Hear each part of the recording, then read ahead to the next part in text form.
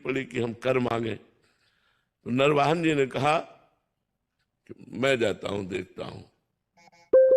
तो वो मतलब महाप्रभु के प्रति चले तो हृदय में एक अलौकिक आनंद।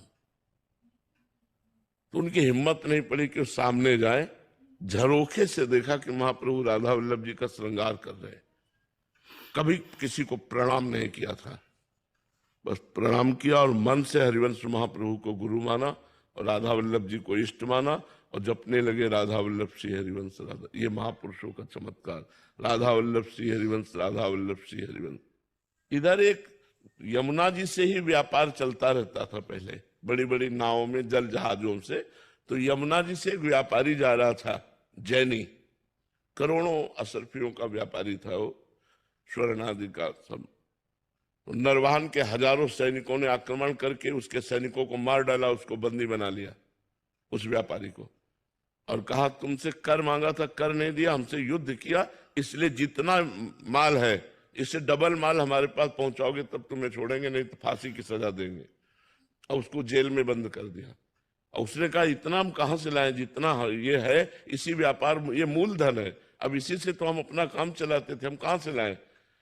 तो निश्चित की गई कल फांसी की सजा होगी उसकी।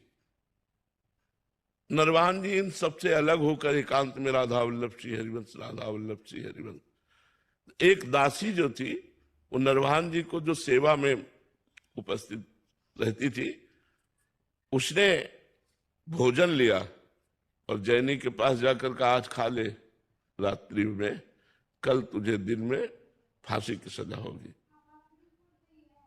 तो उसने कहा कोई बचने का उपाय? बोले बराबर का धन दे दीजिए। तो बोले वो तो है नहीं। तो बोले एक उपाय काम कर सकता है, तुम जोर से, अभी हम जब भोजन दे के चली जाए तो जोर से चिल्लाना राधा वल्लभ श्री हरिवंश, राधा वल्लभ श्री हरिवंश, राधा वल्लभ श्री हरिवंश, राधा वल्लभ श्री हरिवंश।